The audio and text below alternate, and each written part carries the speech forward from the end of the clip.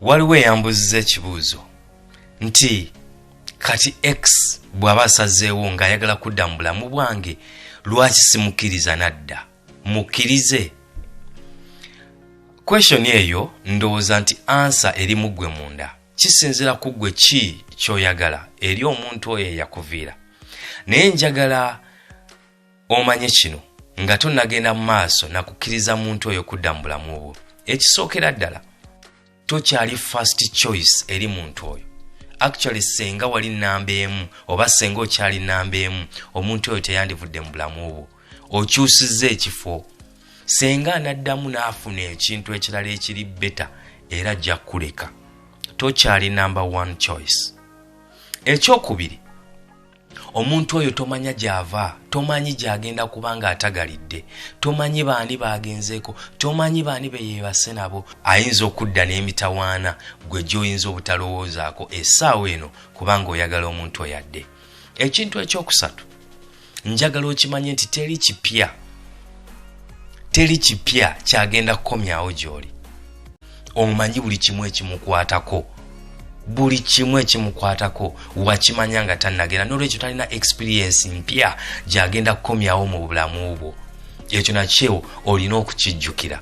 Bw'oba ready n'okubeera ne experiences ezenkadde nga gwe zikyakunyumira z'okyetaaga, no problem. You can go ahead with your decision to welcome omuntu oyo mu bulamu bwo. Ekyokuna, omuntu ono weebuuze yakyuka.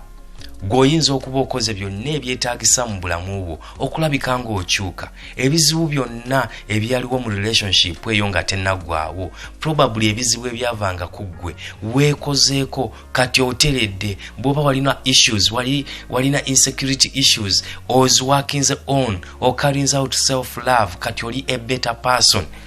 Okitegeera. Bw'oba walina issues ne temper, buli kaseera gwanyiiganyiiga, olina ebizibu ebyo, naye kati otereezezza okyuse, you have become a new person.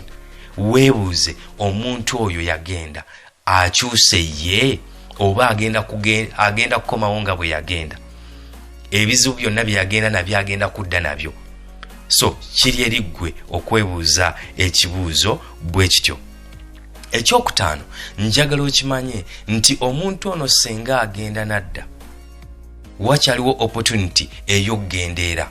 Lwaki? Because gw'okumukkiriza kimulaze nti kyonna kyasobola okukola oba ekintu kyonna kyasobola okukola mu relationship yammwe asobola okuwalkinga awe nakyo. Omuze gwonna gwasobola okukola nga oli naye mu relationship oba yagukola luli, akyasobola okuddamu n'agukola because akirabye nti asobola okugenda ate nadda. Njagala ebintu bino bitwale nga bikulu era obirowoozeeko nga tonnakkiriza muntu avudde mu bulamu bwo kudda mu bulamu bwo, naddala singa oba weekozeeko ne weeimprovinga n'otereeza obulamu bwo.